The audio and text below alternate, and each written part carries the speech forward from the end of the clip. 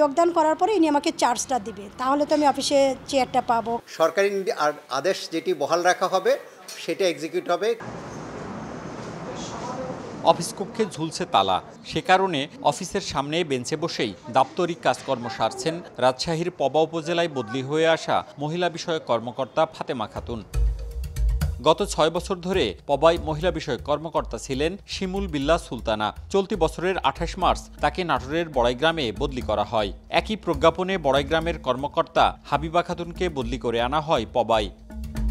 ঠিক ৫ দিনের মাথায় ৩ এপ্রিল আরেক প্রজ্ঞাপনে হাবিবা খাতুনকে পবা থেকে দুর্গাপুরে বদলি করা হয়, আর পবায় আনা হয় দুর্গাপুরের কর্মকর্তা ফাতেমা খাতুনকে।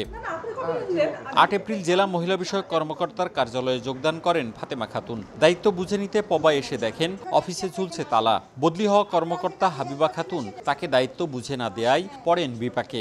অফিস তালাবদ্ধ থাকায় বেঞ্চে বসেই করছেন কাজ। বিকাশে কম খরচে ক্যাশ আউটের লিমিট বেড়ে ৫০,০০০, প্রিয় এজেন্টও ২টা। এখানে গেছে চার্জ দিতে চলে গেল সারাদিন, তারপর আসে নাই।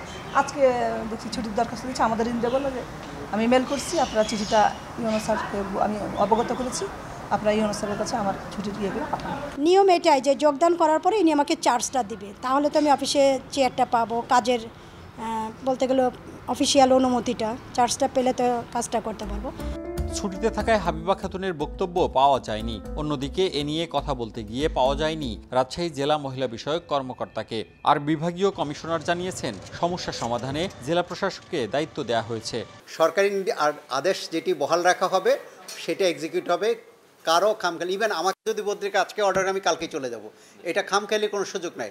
রাষ্ট্র যাকে যেখানে বসাবে সেখানে তা চলবে।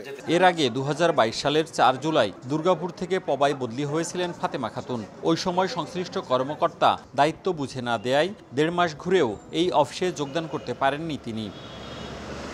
মওদুদ রানা, সময় সংবাদ, রাজশাহী।